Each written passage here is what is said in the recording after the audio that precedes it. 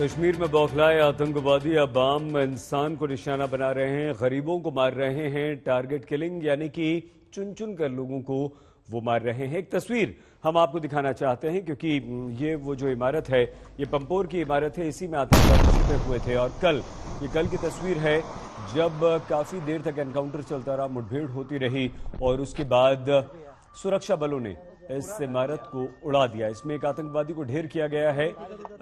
बताया गया है कि एक आतंकवादी इसमें मौजूद था और बाकी को मार गिराया गया था पहले ही, लेकिन इस इमारत को खाली करवाया गया। स्थानीय लोग जो थे उन्हें बाहर निकाला गया और उसके बाद इस इमारत को ढहा दिया गया और इस तरह से एक आतंकवादी का सफाया कर दिया। कश्मीर में सुधरती स्थिति से बौखलाए आतंकवादियों ने निर्दोष नागरिकों को निशाना बनाना लगातार शुरू कर दिया है और ये निशाना लगातार वो बना रहे हैं।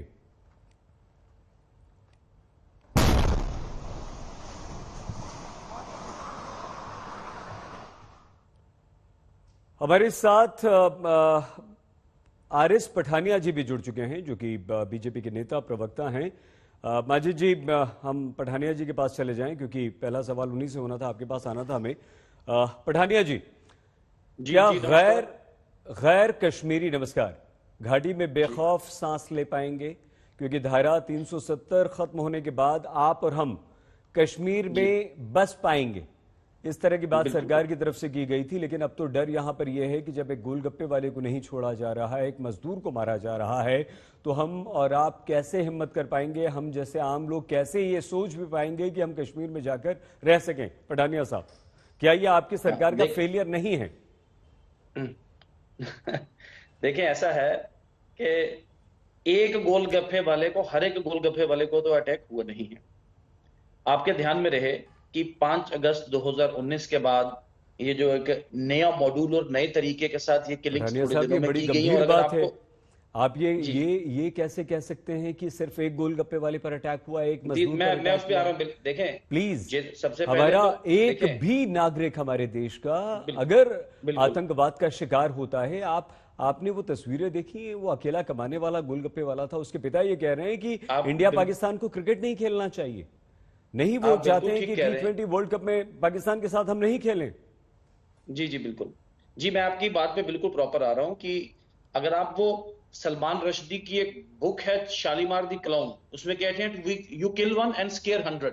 ये एक स्ट्रेटेजी है, स्ट्रेटेगम। मैं कभी डाउन प्ले या जस्टिफाई नहीं कर रहा है एक गोलगप्पे वाले की, हमारा भाई है, इस देश का बेटा है वो, ठीक है ना। लेकिन एक फियर साइकोसिस क्रिएट करने की कोशिश की जा रही है। आज जो एक सिक्योरिटी फोर्सेस ने एक जो जिसे कहते हैं एक मोमेंटम पकड़ा है।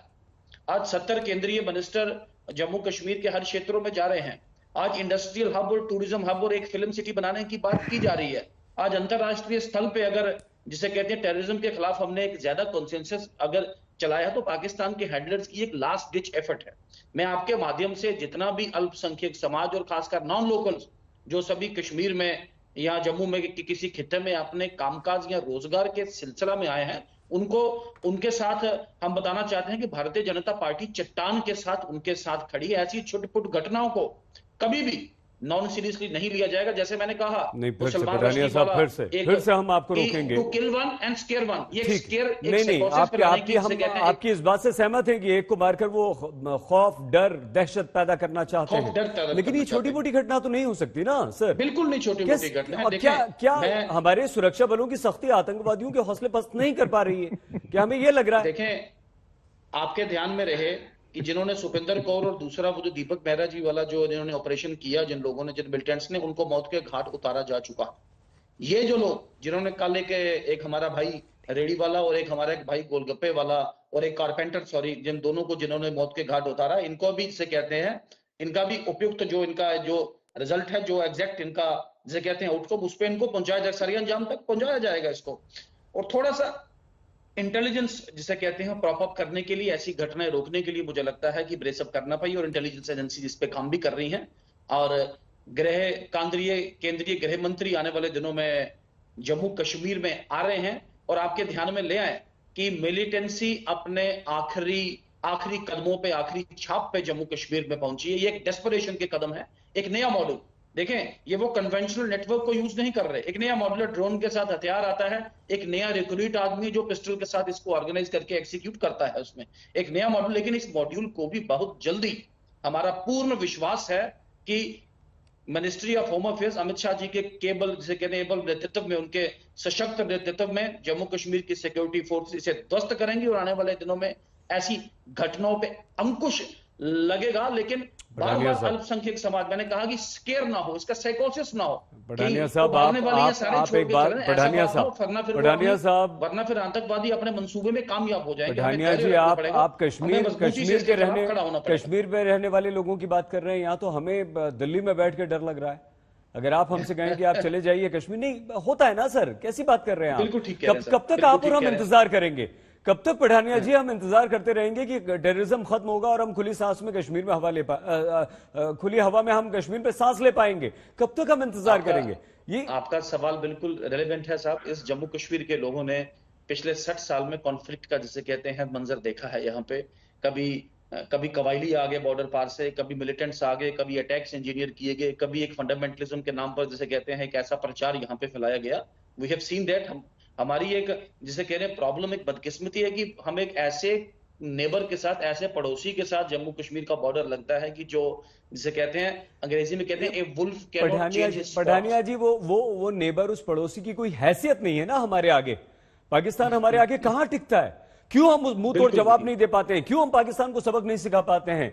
हम हमेशा कहते हैं पाकिस्तान की हिम्मत कैसे हो जाती है इतनी कि पाकिस्तान हमारे खिलाफ ऐसी हरकतें करे, साजिश करे। हम जानते हैं, हम डॉसियर देते हैं, हमारे पास सबूत होते हैं, पाकिस्तानी घुसपैठिए पकड़े जाते हैं, पाकिस्तानी आतंकवादी पकड़े जाते हैं, जिंदा पकड़े जाते हैं, उसके बाद भी हम सहते हैं। हमारे आम निर्दोष नागरिक मारे जाते हैं और हम पाकिस्तान के खिलाफ सारे सबूत होते हुए भी, शक्तिशाली होते हुए भी हाथ पे हाथ धरे बैठे रहते हैं। सर, ऐसे कैसे चलेगा? देखें, आपकी बात, आपका जो सेंटिमेंट है और आपका जो जिसे कहते हैं आपकी भावनाओं की कदर करते हुए मैं वहां पे, और ये आपकी भावना नहीं बल्कि प्रत्येक भारतीय नागरिक की भावना से आप बोल रहे हैं। आपको मैं बिल्कुल जी, धन्यवाद भी कहूंगा। ये हर भारतीय के प्रत्येक भारतीय की नागरिक को अपने आपने अपने जिसे कहते हैं वक्तव्य में आपने समावेश करके वहां पे दिया है। लेकिन मैं ये पिछले 60 साल से हमने रेगुलरली पाकिस्तान के हर मंसूबे को नाकाम किया है और आने वाले दिनों में भी वी स्टैंड यूनाइटेड। हम एकत्र और एकजुट हैं टेररिज्म के विरुद्ध। और जितने भी मंसूबे, एक नया मॉडल है, एक नया तरीका है ये काम सर, करने का, हैं बिल्कुल करके बिल्कुल हम एकजुट हैं। बढ़ानिया जी, हम सब कुछ करते हैं। हम आतंकवादियों के खिलाफ ऑपरेशन चलाते हैं, हम आतंकवादियों को मारते हैं, हम सब कुछ करते हैं। लेकिन नया मॉड्यूल लेकर ये आ जाते हैं। अब टारगेट किलिंग हो रही है, चुन चुन के निशाना बनाया जा रहा है, अल्पसंख्यकों को मारा जा रहा है, गरीबों को मारा जा रहा है, गैर कश्मीरी को मारा जा रहा है। तो ऐसे तो हम कल को बोल देंगे, कल को वो कोई और नई चीज ले आएंगे, फिर हम बोल देंगे कि साहब वो तो नई चीज ले आए, हम वहां तक पहुंच गए थे। ऐसे तो नहीं चलेगा ना। खात्मा कब होगा? खत्म कब होगा? कब हम हमारे कश्मीर में बैठे जो स्लीपर सेल्स हैं, उन आतंकवादियों को, पाकिस्तान से आने वाले घुसपैठियों को, इनको कब खत्म कर पाएंगे? जी, देखें, आपने बिल्कुल एक रेलेवेंट सवाल कहा, लेकिन आपके ध्यान में ले आऊं कि पिछले 2 के 3 साल में मिलिटेंट्स को एलिमिनेट करना, कोई भी मिलिटेंट्स है उसकी एवरेज लाइफ, आज वो मिलिटेंट अगर बनता है या बॉर्डर से क्रॉस करता है तो ऑन एन एवरेज 6 महीने में उसे न्यूट्रलाइज किया जाता है। वो वक्त नहीं कि 2-2, 3-3, 4-4, 5-5 साल से एरिया कमांडर बन के घूमते थे। आज जो शिकंजा, जो नेटवर्क, जो सिक्योरिटी एजेंसीज ने और खासकर जो केंद्र की मजबूत सरकार ने जम्मू कश्मीर में अपने हैंडल्स रखे हैं, तो हमारा एक रिन्यूड एनर्जी के साथ आज नंबर ऑफ जो मिलिटेंट्स हैं वो कम आए हैं, नंबर ऑफ मिलिटेंट एक्टिविटीज कम हुई हैं।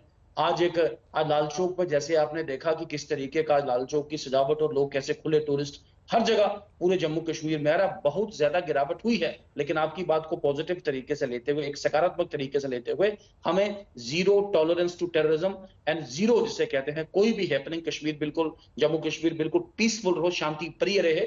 और ना सिर्फ भारत बल्कि दुनिया से जिसे कहते हैं लोग जम्मू कश्मीर के कोने कोने में आए।